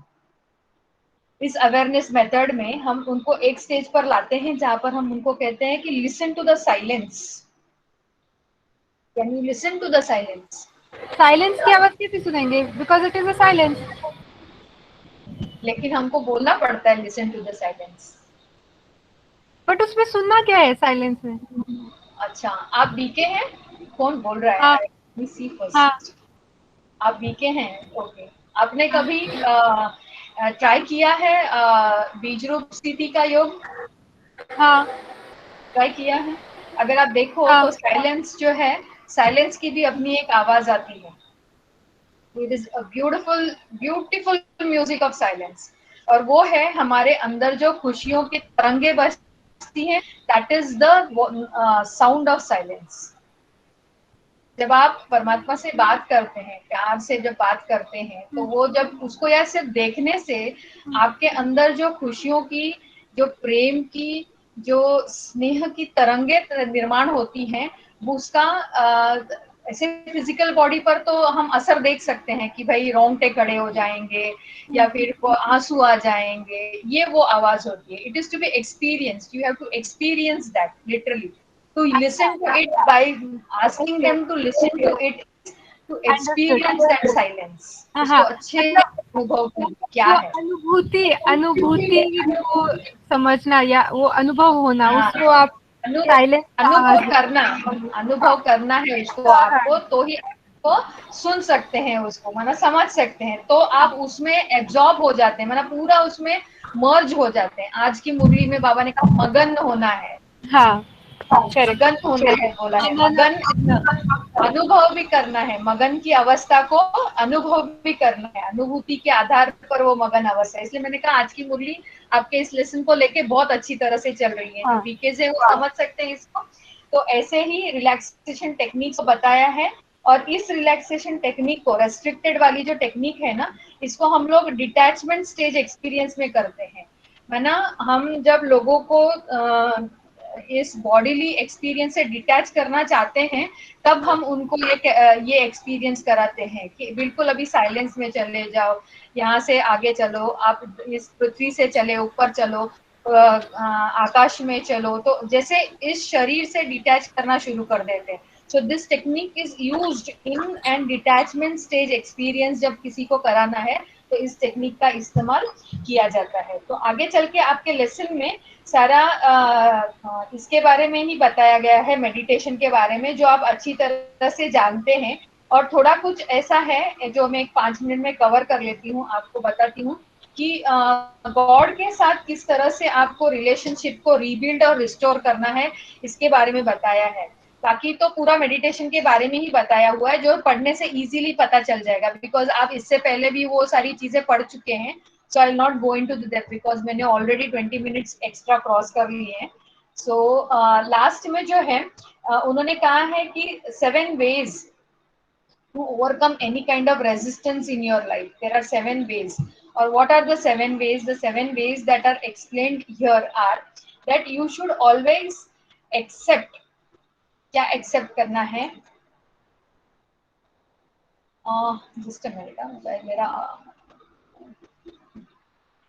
एक्सेप्ट आपको करना है कि the soul and the supreme soul are separate being. The soul and the supreme soul are separate. ये जो हम कहते हैं ना हम सो हम, उस दिन रेणु बहन ने आपको ये बात बताई थी आपके लेक्चर में, जो आप मेरे ख्याल से मेजर रिलीजन्स का लेक्चर ले रही थी वो. तो ये बात हमको एक्सेप्ट करनी है कि हम परमात्मा नहीं है लेकिन हम आत्मा है, उसी की तरह है लेकिन हमारे और उसमें अंतर है. ये बात जो है वो हमको एक्सेप्ट करनी है. दूसरी बात जो वहां पर बताई है वो है accept that it does not take many lifes to find our connection with the supreme.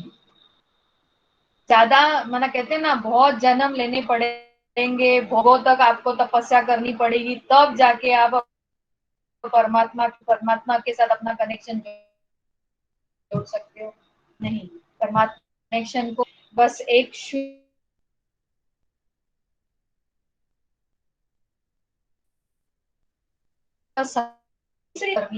है वो है कि भगवान accepted God does not require worship and blind devotion. मतलब उनको वो हार फूल ये वो सब चीजों की जरूरत आपके आप उपवास करे या कोई व्रत रखे या कोई कुछ करे, इन सब चीजों की जरूरत नहीं होती. क्या चीजें जरूरी है उनके साथ कनेक्शन के लिए? उनके साथ कनेक्शन के लिए जरूरत है सच्चाई, सफाई और प्रेम.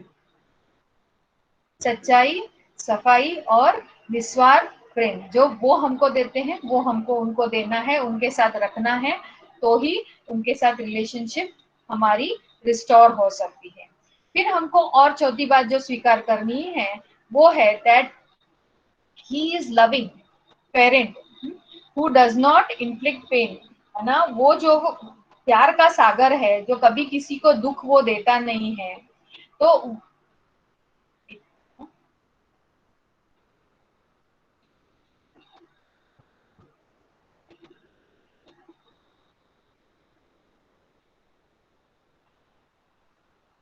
भगवान वो जो प्यार का सागर है वो जिसको कभी मना हम जो कहते हैं ना कि भाई सुख दुख सब भगवान देता है. भाई सुख देता है समझ में आता है. हम प्रार्थना भी क्या करते हैं, दुख हरता और सुख करता कहते हैं.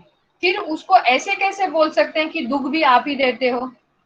ऐसा नहीं बोल सकते, क्योंकि वो हमारा पिता है और वो प्यार का सागर है, तो वो हमको दुख नहीं दे सकता है. ये दुख जो है, ये तकलीफें जो है वो हमारे अपने कर्मों की वजह से हैं. इस बात को हमको एक्सेप्ट करना होगा तो ही हम उसके साथ में सच्चा रिलेशन रिस्टोर कर सकते हैं. वरना हम झगड़े के लिए भगवान को भी नहीं छोड़ते, उससे भी झगड़ा कर लेते हैं. प्यार का हो झगड़ा तो ठीक है फिर भी, लेकिन बिल्कुल ही उसको नहीं माने ऐसा तो नहीं होना चाहिए.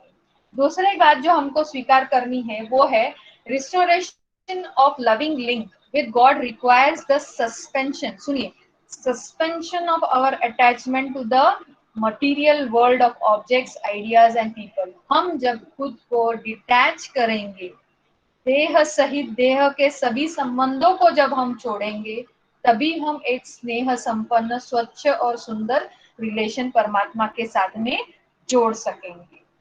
छठी बात जो हमको एक्सेप्ट करनी है वो क्या है?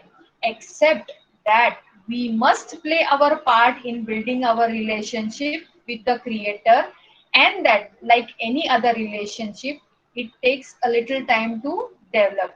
हम ये सोचें कि भाई चलो अभी भगवान से हम आपने हमको भगवान से मिला दिया. कई लोग ऐसे सोचते हैं हाँ अभी 7 दिन का कोर्स आपने करा दिया, अभी भगवान को मुझे कुछ ना कुछ तो देना चाहिए. ऐसे थोड़ी होता है, भगवान थोड़ी तो परीक्षा लेगा ना. तो कई लोग ऐसा भी कंप्लेंट करते हैं कि भाई हम जब से ज्ञान मार्ग में चल रहे हैं तो हमको बहुत तकलीफें आती हैं, जब से भगवान की पूजा अर्चना करना शुरू कर दिया तो हमको बहुत तकलीफें आती हैं. भगवान परीक्षा तो लेगा कि आपको मुझ पर कितना निश्चय है. हमारी निश्चय की परीक्षा होती है, और उस निश्चय की परीक्षा को डेवलप फिर ही जब भगवान को पक्का पड़ता है कि हाँ भाई ये बच्चा मेरा मुझे छोड़ के नहीं जाएगा या मेरे अलावा और कहीं मदद नहीं मांगेगा, तब ही जाकर भगवान भी मदद करते हैं। चलो आप लोग शायद शोर है, एक स्टोरी सुनाती हूँ, सुननी है? हाँ। वैसे तो पता भी होगी, शायद कईयों को इसके बारे में पता भी होगा। महाभारत की एक जो इंसिडेंट्स है वो तो सबको पता है कि द्रौपदी का चीरहरण होता है, पांचाली का, हाँ। राइट? पांचाली का चीरहरण होता है, श्री कृष्ण जी आते हैं, फिर उनको उनकी लाज रखते हैं, सब सब सब वो सब कुछ हो जाता है। और फिर बाद में, सब होने के बाद में, ये कृष्ण और पांचाली का रिलेशन बड़ा अच्छा है। तो पांचाली कृष्ण को हमेशा सखा करके बुलाती है और वो उनको सखी बुलाते हैं। तो वो कहती है सखा, भले ब्रदर हैं फिर भी कहती है सखा, मैं इतनी बड़ी मुश्किल में थी फिर भी आप मुझे बचाने नहीं आए। तो श्री कृष्ण कहते हैं ये तो आपने गलत बात कह दी। तो कहती कैसे गलत बात कह दी? आप देख रहे थे लोग मेरा अपमान कर रहे थे, मुझे खींच के लाया गया, यहाँ घसीट कर लाया गया, मेरा अपमान किया गया, फिर भी आप आए नहीं करके। तो श्री कृष्ण उनको फिर से सारी चीजें रिवाइंड करके दिखाते हैं। भगवान उनको ये सारी चीजें वापस दिखाते हैं। क्या दिखाते हैं? कि कहते हैं आपने सबसे पहले जब ये सारा इंसिडेंट शुरू हुआ तो आपने सबसे पहले जो वरिष्ठ थे वहां सभा में बैठे हुए थे उन सबको पुकारा, आपने अपने पतियों को पुकारा, आपने फिर अपने जो प्रियजन थे उनको पुकारा, फिर आपने जो सभा में बाकी सारी प्रजा थी खड़ी उनको पुकारा। जब आपको कोई भी नहीं मिला, किसी से भी सहायता नहीं मिली, उस क्षण आपने मुझे पुकारा, और जिस क्षण आपने मुझे पुकारा उसी समय में वहां पर हाजिर हुआ हूँ। तो द मॉरल पूरा इससे लेसन क्या बताते हैं? भगवान बताते हैं कि जब बुद्धि अन्य लोगों में आपकी अटैच रहती है, आप दूसरों से ही एक्सपेक्ट करते रहते हो कि ये मुझे मदद करे, वो मुझे मदद करे, और उसकी मदद नहीं मिलती है तो आखिर में आप मेरे पास आते हो। लेकिन जब आते हो तो मैं तो आ ही जाता हूँ ना। वो तो इतना भोला, इसलिए तो कहते ना भोला भंडारी है, इतना भोला है कि हमें आप में अगर होते तो बोलते थे जाने देना, उसके पास गई थी तो उसके पास ही जाना ना, मेरे पास क्यों आई हो। हम तो ऐसे भी कह देते। लेकिन वो भोला भंडारी जिस हमारी बुद्धि में ईश्वर की स्मृति आ जाती है कि हे ईश्वर आ जाओ, जिसके लिए भगवान ने बोला भी है कि भगवान बंधा हुआ है अपने बच्चों की रक्षा करने के लिए, अपने बच्चों की मदद करने के लिए। लेकिन बुद्धि में भगवान आता कब है? उसका नंबर सबसे लास्ट में। तो वो भी कहता है रिलेशनशिप आप अच्छी तरह से डेवलप करो, मुझे अपने जीवन में प्रायोरिटी दो, I am always there at your help. तो ये उससे सॉरी क्लास चालू है। हाँ, तो लास्ट जो 7th है वो है एक्सेप्ट, स्वीकार कीजिए, God is not present in the material world. वो हर जगह अगर आप कहोगे कि वो प्रेजेंट है तो जिसको हम कहते हैं सर्वव्यापी है, पत्थर में है, हर इंसान में है, इस बात को भी आपको स्वीकार करना है कि वो जो है। इसलिए वो कहते हैं ना मैं जो हूँ जैसा हूँ, आपको मुझे समझना होगा तो ही आप मुझसे शक्तियों को और गुणों को धारण कर सकते हैं, अपने आप में ला सकते हैं। तो इस तरह ये पूरा लेसन आपका जो है ये एंगर को सबसे पहले स्वयं से दूर रखने को बताता है। फिर अगर जाने अनजाने भूले चुके हमसे अगर गुस्सा हो भी जाते हैं, हम क्रोध आ भी जाता है, तो उसके जो दुष्परिणाम शरीर पर होते हैं उससे कैसे हम बाहर निकले, इनके बारे में बताता है। रिलेशनशिप में हमको इन चीजों को कैसे लाना है, वरना अगर रिलेशनशिप खराब हो रहे हैं या रिलेशंस में क्रोध का आना हो जाता है तो किस तरह से उन सिचुएशंस को हमको मैनेज करना है, इसके बारे में हमको जानकारी मिली लेसन में। साथ ही साथ 3 महत्वपूर्ण मेथड्स की जानकारी दी गई है जहां पर हम शरीर को रिलैक्स कर सकते हैं। लेकिन mind it my friends, it is relaxation of your mind first then your body. Body तभी रिलैक्स हो पाती है जब मन शांत है। अगर मन में बहुत ज्यादा विचारों का घमासान युद्ध चालू रहेगा ना तो आप बॉडी को रिलैक्स कर ही नहीं पाओगे।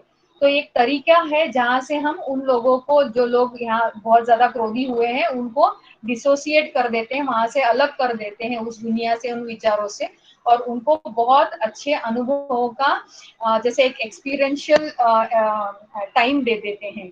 तो इसको आप अपने लिए आज से रोज इस्तेमाल करना, फिर जाके आगे जब आप उसमें एक्सपर्टाइज पा लेंगे तो आप लोगों के लिए इसको इस्तेमाल जरूर कर सकते हैं। तो बहुत और छोटी छोटी बातें हैं, आगे वाली जो बातें हैं वो बहुत इजी हैं। एक ही है जिसमें मेडिटेशन फॉर सेल्फ दिया है, तो कैसे खुद के लिए मेडिटेशन करना है वो बताया गया है।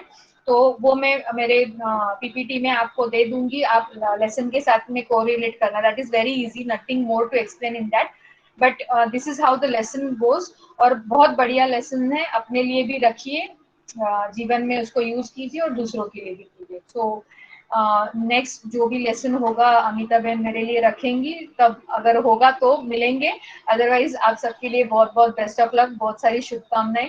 और एक के बजाय 1.5 घंटा मेरे साथ रह के लेक्चर को सुनने के लिए आप सबका बहुत बहुत धन्यवाद। अमिता बहन का बहुत बहुत धन्यवाद, और परमात्मा का भी बहुत बहुत धन्यवाद। थैंक यू बहन ओमतन की। Thank you the, thank you, बहुत अच्छे से थैंक यू किया बहन आपने एक्सप्लेन। ओमतन की। एक क्वेश्चन है, जो हाँ जी, बोलिए। रिलैक्सेशन की जो 3 मेथड्स है, प्रोग्रेसिव, इंस्टेंटेनियस, रेस्ट्रिक्टेड अवेयरनेस, तो तीनों में से कौन सी इफेक्टिव है या फिर कौन सी कब यूज करनी है, वो कैसे डिसाइड करेंगे? कोई आपको बताया था कौन सी कब यूज करनी है, लेकिन सबसे बेस्ट है प्रोग्रेसिव। हाँ, बॉडी टोटली रिलैक्स हो जाती है, but that is time consuming. उसके लिए आपको कम से कम एटलीस्ट 25 मिनट्स चाहिए, दैट इज द मिनिमम हम लोग देते हैं। और हाँ, मैक्सिमम आप अगर देखो तो 1.5 घंटे तक जाता है। जितना स्लोअर डाउन करेंगे आपके सजेशंस को, उतना एक्सपीरियंस बहुत ज्यादा अच्छा होता है। और अगर क्विक कहीं बैठे हैं और तुरंत आपको रिफ्रेश होना है, तो आप इंस्टेंट को यूज करना है, जिसमें मैंने कहा कि आंखों को क्लोज डाउन करना है, पलकों के ऊपर की पलकों को नीचे की पलकों पर चिपकाना है बस, और धीरे धीरे क्लोज आंखों को खोलते जाना है, धीरे धीरे खोलना है, जिससे कि आप एकदम रिलैक्स फील करते जाए, क्योंकि उस सिचुएशन से हम कट हो जाते हैं तो अंदर फिर एनर्जी ग्रास। देखो आंखें बंद करते हैं ना, तो अपने को दोनों आंखों के बीच के एरिया में ना बहुत ज्यादा लाइट की महसूसता होती है। करके देखें, 1 मिनट 1 सेकंड की होता है, that is you know what, that is like you are, वो सारा एनर्जी को कॉन्सेंट्रेट एक ही जगह पर करने की एक वो प्रोसेस होती है। इट इज वेरी सटल, बहुत सूक्ष्म है, उसको महसूस नहीं करते, बहुत कम लोग महसूस करते हैं, लेकिन आंखों को बंद करते ही पूरा ध्यान आंखों के बीच भ्रुकुटी की जो स्थान है वहां पर चला जाता है। It's like you are gathering all the energy that you have in the universe and in a single point, और वहां पर एकदम रिचार्ज हो जाता है, एकदम तुरंत रिचार्ज होता है, but it takes time to get that experience. And the last one, as I said, कि वो तो जैसे स्लो डाउन, हाँ, ये सुनिए वो सुनिए, उनको हमको सिर्फ डिस्ट्रैक्ट करने का होता है। लेकिन अगर आप मेडिटेशन ऑलरेडी करने वाली कैटेगरी में हो, तो relaxation technique is the best that you can use. और कहाँ कहाँ इस्तेमाल करना है मैं अपनी प्रेजेंटेशन में भी दे रही हूँ, और आपकी किताब में भी लिखा हुआ है, आप देख लीजिए कहाँ कहाँ उसको इस्तेमाल किया जाता है। वी डिड डिस्कस, मैंने जैसे कहा आपको, फ्लैशिंग लोगोस पर मुझे हम इंस्टेंट को यूज